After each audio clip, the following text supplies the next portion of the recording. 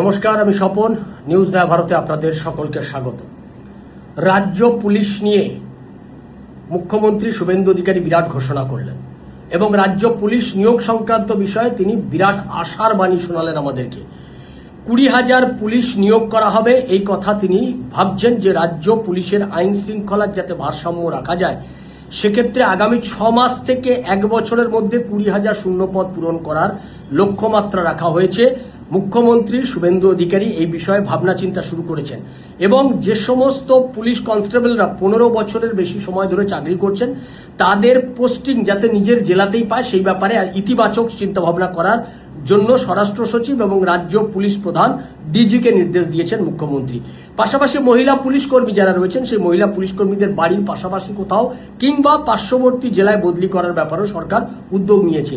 আর police welfare board, যে police welfare board নিয়ে আমি বারবার সোচ্চার হয়েছি, পুলিশ ওয়েলফেয়ার বোর্ডের বিরুদ্ধে আমি বহু ভিডিও করেছি, সেই পুলিশ ওয়েলফেয়ার বোর্ড যে দুর্নীতিবাদ ছিল একথা আজকে প্রমাণিত হলো। কারণ মুখ্যমন্ত্রী হয়ে শুভেন্দু অধিকারী এই পুলিশ ওয়েলফেয়ার বোর্ডটি ভেঙে দিয়েছে।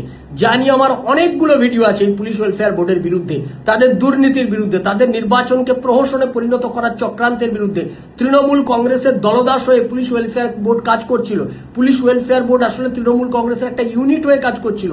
এই অভিযোগ করে আমি অনেকগুলো ভিডিও গত নির্বাচনের আগে আমি পরপর করেছিলাম। সেই ওয়েলফেয়ার বোর্ডটা যে দুর্নীতিগ্রস্ত ছিল এটা প্রমাণিত হলো, ওয়েলফেয়ার বোর্ডটা ভেঙে দেওয়া হলো। তার প্রশাসনিক স্বচ্ছতা বজায় রাখার স্বার্থে এটা করা হয়েছে। অর্থাৎ এবারে বেকার যুবক যারা রয়েছেন, যুবতী যারা রয়েছেন, আগামী দিনে যারা প্রস্তুতি নিচ্ছেন যে রাজ্য পুলিশের চাকরি পাওয়ার জন্য তারা উদ্গ্রীব হয়ে রয়েছেন, তাদের সেই যোগ্যতাও আছে বলে মনে করছেন, আগামী 6 মাস থেকে 1 বছরের মধ্যে রাজ্য সরকার এই 20,000 শূন্যপদ পূরণ করার জন্য উদ্যোগ নিচ্ছেন। আপনারা এখন থেকেই তার প্রস্তুতি নিতে পারেন।